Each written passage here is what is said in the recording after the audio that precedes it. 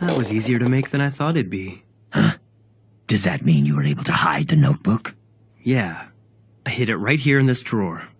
But it doesn't seem to be particularly well hidden. You left the key in the lock. That's the whole point. I intentionally left the key in the most noticeable place I could think of.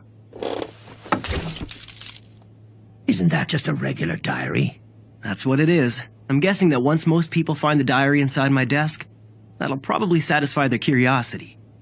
But the real key is this. Just an everyday item that you'd expect to find lying around on my desk. A regular ballpoint pen. And all I need is this part. So that's the key? Yeah. If you look closely, you'll find that there's a small hole underneath the drawer. Then you just insert this. Ah, a fake bottom.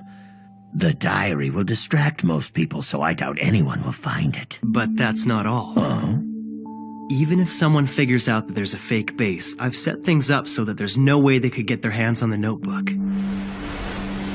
You see, once the ink reservoir is inserted, it acts as an insulator, preventing the flow of electricity around this circuit. When the fake base of the drawer is put back, this piece of rubber also prevents the flow of electricity.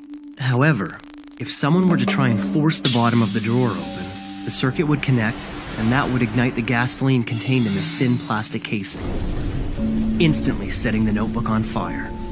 The way I've got it set up, all the evidence would be completely destroyed. If I'm ever questioned, I'll just say that I was hiding the real diary because I didn't want anyone to see it. It sounds like a pretty believable excuse. I mean, it is my diary after all. I've heard of humans finding death notes in the past, and typically the biggest problem they have is finding a good place to hide it. But you, Light, you're probably the first to have given it this much thought, though it's a pretty risky setup from the look of it. If you make even the slightest mistake, you could be badly burned.